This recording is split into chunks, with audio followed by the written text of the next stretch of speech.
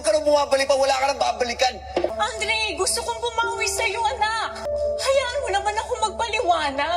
Kinaumagahan ay hindi nag-imikan sila Bingo, Lola Nene at Munching habang nag-uumagahan sila na nagsesenyasan pa sila Munching kung sinong unang magsasalita sa kanila ni Lola Nene dahil baka galit pa ang binata dahil sa pagpunta ni Ani sa bahay nila. Nahalata naman ni Bingo ang senyasang nagaganap sa mamang at papi niya kaya nagtinginan sila na ganamang sinenyasan ni Munching na kausapin niya si Lola Nene.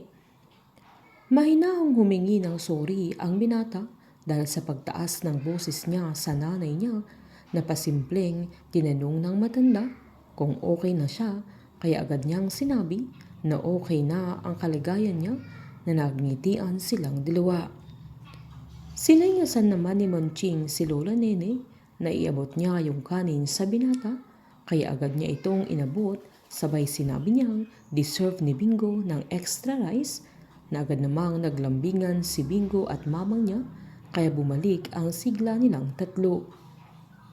Pagkatapos namang mag-umagahan si Bingo ay nakipagkita siya kay Snoop kung saan nagtatampo ang kaibigan niya na hindi niya masamahang uminom dahil may lakad sila ni Caroline na kung kailan siya magyayaya ay hindi pa siya pagbibigyan ni Bingo. Sinumbat naman niyang tinanggihan din siya ni Snoop noong niyaya niyang uminom noong problemado siya kaya tabla-tabla lang sila. Naglambing pa sa Snoop na pagbigyan na siya ni Bingo para mawala na sa sistema niya si Irene na ganamang sinaad ni Bingo na para pagkakita niya sa dalaga ay hindi na maaasar at popormahan niya ulit ito. Pinagsabihan naman ni Bingo ang kaibigan niya na kung hindi siya seryoso kay Irene ay wag na niya itong pormahan. Inasar naman ni Snoop na buti pa yung feeling niya ay umuusad pero sila ni Ling ay walang usad. Agad namang sinabi ni Bingo na ayos lang sila na agad namang sinumbat ni Snoop na walang ganong level na inasar pa niya ang kaibigan niya na pinagsabihan niya may feelings na si Bingo kay Caroline dapat ay nililigawan na niya na kung siya si Bingo ay sinutan na niya si Caroline.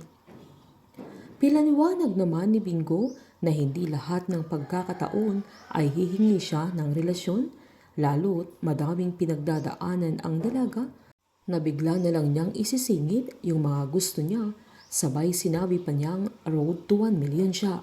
Inasar naman ni Snoop na paulit-ulit yung road to 1 million ni Bingo na ganamang sinabi ng binata na dapat talaga'y inuulit-ulit niya para magkatotoo. Agad namang sinabi ni Snoop na kung gusto niyang magkatotoo yung 1 million niya ay umuwi siya sa nanay niya na siguradong tapos ang problema niya dahil mayaman na ang nanay niya kaya napatahimik si Bingo sabay pinaulit niya kaya agad binawi ni Snoop na bad joke yun sabay sinabihan niya ang kaibigan niya na na-miss niya ito at biniril ni Bingo na mag-aaway sila sa mga sinasabi niya sabay nagpaalam na siya dahil may trabaho pa ang binata. Kinulit naman ni Snoop na hindi siya galit sa kanya na inasar naman ni Bingo na na-miss niya ang kaibigan niya.